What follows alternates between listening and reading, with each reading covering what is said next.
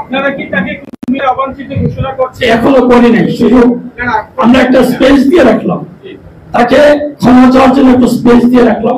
কুমিল্লার কোনো অনুষ্ঠানে সে আসতে পারবে এটা আমরা মনে করি না। সুতরাং আমরা আশা করি অবিলম্বে তার এই বক্তব্য প্রত্যাহার করে সে ক্ষমা চাবে।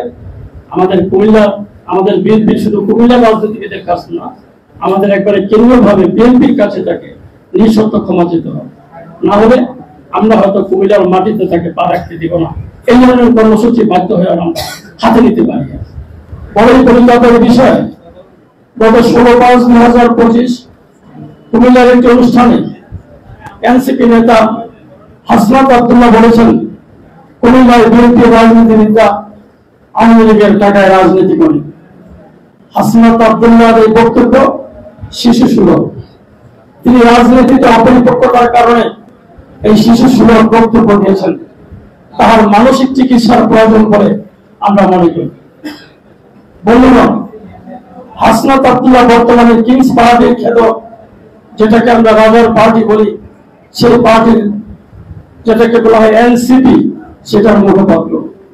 তাহার মতো ব্যক্তিদের দিয়ে পরিশীলিত রাজনীতি হবে না।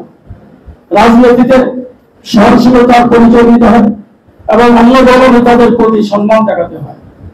হাসনাত আব্দুল্লাহর বক্তব্যে বিএনপি কুমিল্লার নেতা কর্মীরা ক্ষুব্ধ।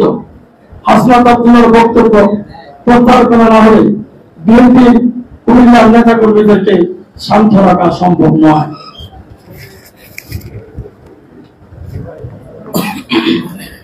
অন্তর্বর্তীকালীন সরকার এ সকল ছেলে মানুষই নেতাদের রাজনীতির মাঝে নামিয়ে সরকারকে বিতর্কিত করছে।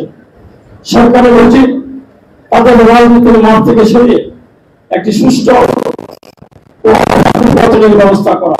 আমরা আজকে সাংবাদিক সম্মেলনের মাধ্যমে আমরা আমাদের অবস্থান জানলাম।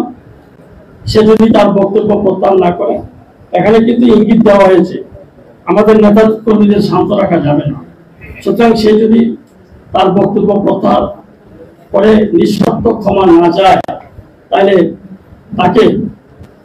তার বিরুদ্ধে আমার মনে হয় না যে সে কুমিল্লার কোথাও মিটিং মিছিল করতে পারবে, কুমিল্লার কোনো অনুষ্ঠানে সে আসতে পারবে এটা আমরা মনে করি না। সুতরাং আমরা আশা করি অবিলম্বে তার এই বক্তব্য প্রত্যাহার করে সে ক্ষমা চাবে। আমাদের বিএনপি শুধু কুমিল্লা রাজনীতিবিদের কাছে না, আমাদের একবারে কেন্দ্রীয়ভাবে বিএনপির কাছে তাকে নিঃশর্ত ক্ষমা চেতে হবে। না হলে আমরা হয়তো কুমিল্লার মাটিতে তাকে পা রাখতে দিব না। এই ধরনের কর্মসূচি বাধ্য হয়ে আমরা হাতে নিতে পারি। আপনারা কি তাকে কুমিল্লা অবাঞ্ছিত ঘোষণা করছেন? এখনো করি নাই, শুধু আমরা একটা স্পেস দিয়ে রাখলাম, তাকে ক্ষমা চাওয়ার জন্য একটা স্পেস দিয়ে রাখলাম। দেখি সে কি করে, যে ক্ষমা চায় কিনা। তার পরবর্তীতে যে কি করণীয় সেটা আপনাদের মাধ্যমে আমরা আবার জানাবো। যদি ক্ষমা না চায় আমরা ডেটটা কত দিন? আমরা সেটা আমরা 1 সপ্তাহের মধ্যে তাকে সময় দিলাম। 1 সপ্তাহ পরে আমরা জানাবো।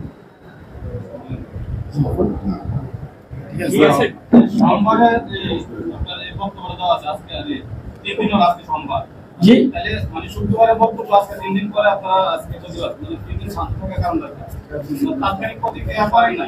না তাৎক্ষণিক প্রতিক্রিয়া করছি। সেটা